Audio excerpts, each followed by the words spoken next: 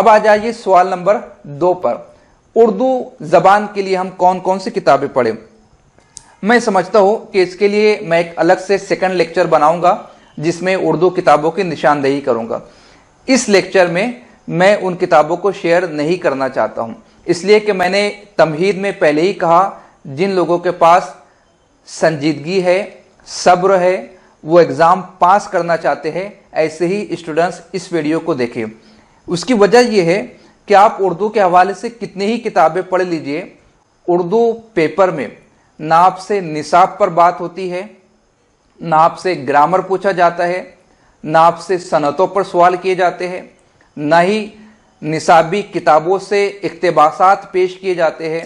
बल्कि मैं ये कहूँ तो शायद बेजाना होगा कि सीटेट वालों के पास, इस बोर्ड के पास उर्दू के माहिर टीचर्स है ही नहीं, या दूसरे लफ्जों में ये कहूँ कि वो क्वालिफाइड टीचर से पेपर सेट नहीं करवाते, या फिर आगे बढ़कर ये कहूँ कि वो क्वालिफाइड टीचर से पेपर सेट करवाना नहीं चाहते, इसलिए कि ऑल फॉल्स सवालात पूछे जाते हैं। मेरे पास एक पेपर मौजूद है, इसमें क्वेश्चन किया गया है, वो कब पैदा हुआ। सिर्फ एक सिंपल सा क्वेश्चन है, वो कब पैदा हुआ। अरे भैया, यहां पर सवाल ये पैदा हो रहा है कि कौन कब पैदा हुआ। आप किसके हवाले से सवाल पूछ रहे हो, क्या आप बताना चाहते हो, क्या आप स्टूडेंट से पूछना चाहते हो, आपका डिस्क्रिप्शन क्या है। आप लैंग्वेज का पेपर ले रहे हो और सवाल हो रहा है कौन कब पैदा हुआ, उसका नाम ही नहीं पता और ऑप्शन में सन दिए गए हैं। एक सवाल इससे पहले पूछा गया था जिस पर मैंने क्लेम किया, चैनल पर वीडियो भी अवेलेबल है, किस त्योहार में रंग खेला जाता है। जवाब है होली। उसकी आंसर की जब डिक्लेयर की गई तो उसमें आंसर बताया गया था दशहरा। दशहरे में रावण को जलाया जाता है, ना कि होली खेली जाती है, लेकिन जवाब बताया जाता है दशहरा। हमने उस पर क्लेम किया, ऑब्जेक्शन लिया, लेकिन कोई सुनवाई नहीं हुई। सबसे पहली चीज कि उर्दू का पेपर है, उर्दू का पाठ है, उर्दू पर बात होनी चाहिए, उर्दू के आगाज इर्तिका पर, उर्दू के ग्रामर पर, उर्दू की सनतों पर, असनाफ नस्र पर, असनाफ शेरी पर, तनकीद पर, तहकीक पर, तज़किरे पर, उर्दू जबान व अदब पर। लेकिन सवाल पूछा जा रहा है किस त्योहार में रंग खेला जाता है। जबान से सवाल का क्या ताल्लुक है, क्या कनेक्टिविटी है, लेकिन पूछ लिया जाता है। उसके बाद एक क्वेश्चन पूछा गया था, इनमें से कौन सी सलाहियत बेहतर है।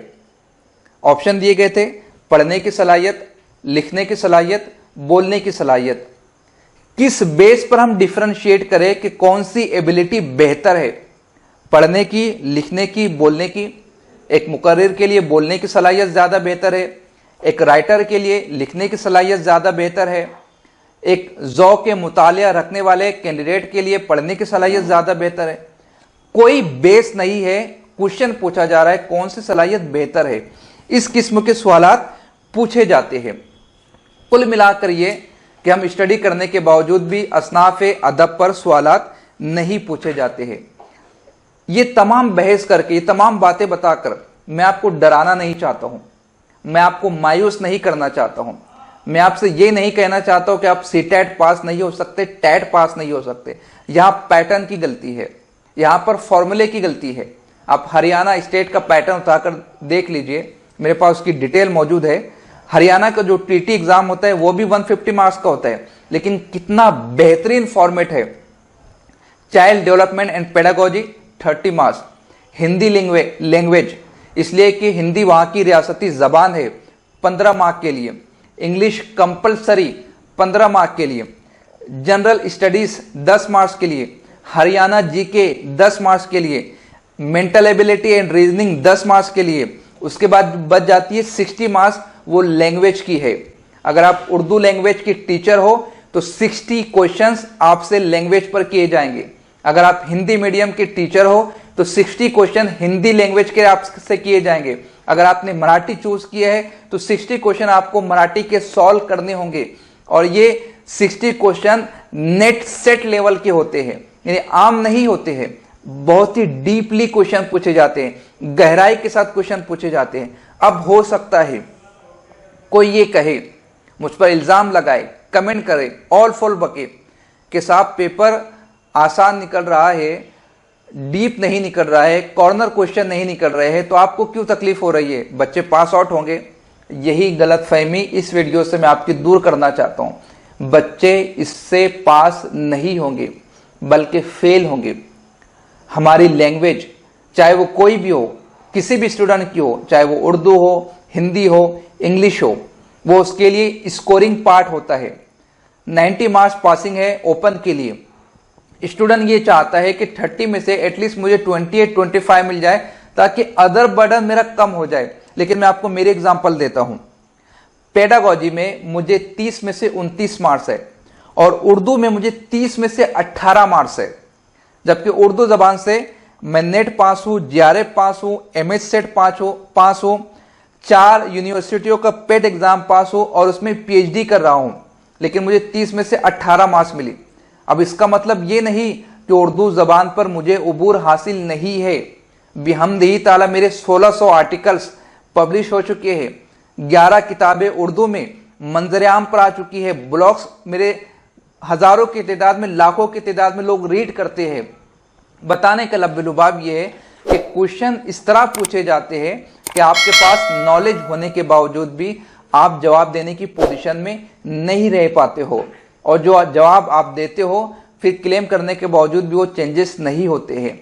अब इसका उपाय क्या है? शिकवा और शिकायत करने से नतीजा बरामद नहीं हो सकता। इसका उपाय ये होगा कि हम डिस्क्रिप्शन में एक ड्राफ्ट बना देंगे। हर सुनने वाला शख्स उस ड्राफ्ट को अपनी ईमेल आईडी से सीटेट को मेल करे कि आप उर्दू का पेपर मियारी बनाने की कोशिश करें। असनाफ शेरी पर, असनाफ नस्र पर, तहकीक पर, तनकीद पर, तस्करे पर, निसाबी किताबों पर, अगर आप पेपर फर्स्ट दे रहे हो तो 1ली से 5वीं तक, सेकंड दे रहे हो तो 6ठी से 8वीं तक, उन किताबों पर मबनी सवालात पूछे जाए। ये क्या बात हुई कि कौन कब पैदा हुआ? ना नाम है, ना निशान है, सवाल पूछ ले जा रहे हैं, ऑप्शन में सन बता दिए जा रहे हैं। तो इस तरह से हम पेपर नहीं दे सकते हैं, इसलिए कि हमें पता ही नहीं है कि हम किस तरह से उसको जवाब दे, उसका आंसर लिखे।